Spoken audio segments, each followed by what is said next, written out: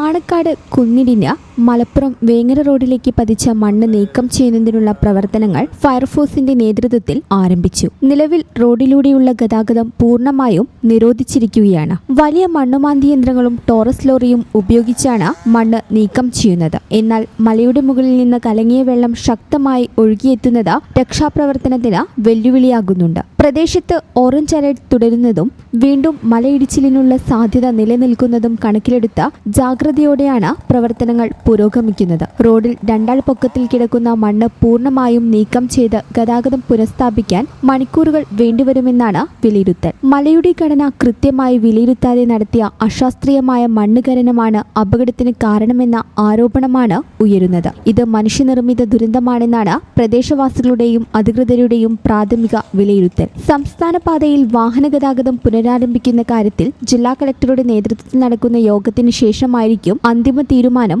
ഉണ്ടാകുക. ഈ channel news Malappuram.